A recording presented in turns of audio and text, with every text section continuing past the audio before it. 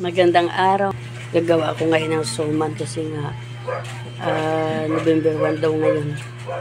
Araw ng mga patay. Ito yung prepare ko. Kit, nilagyan ko yan ng gata.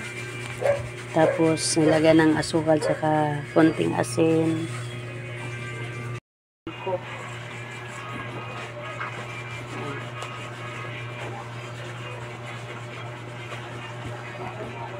Isang sandok.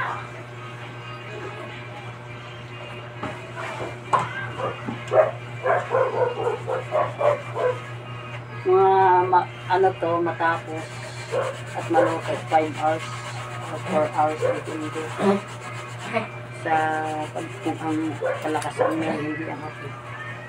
Ito na yung ano, ito na yung finish ko na.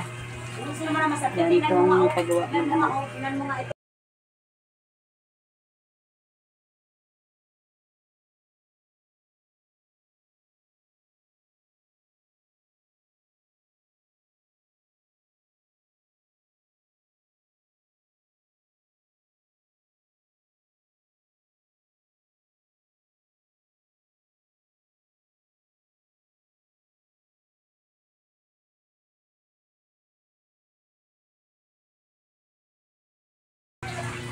Yan guys, tapos na.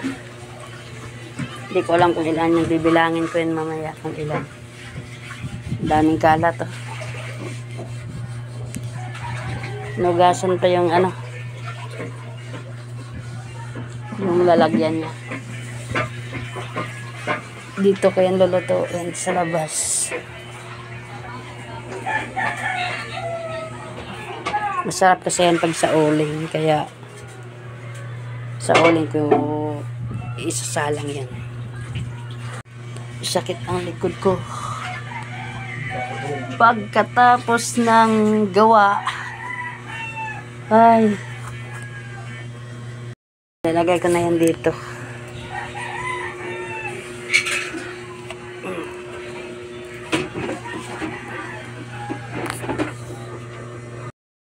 Yan guys, 52 pieces ang nagawa ko ngayon. Kaya masakit ang aking likod sa gawa niyan. Thank you for watching.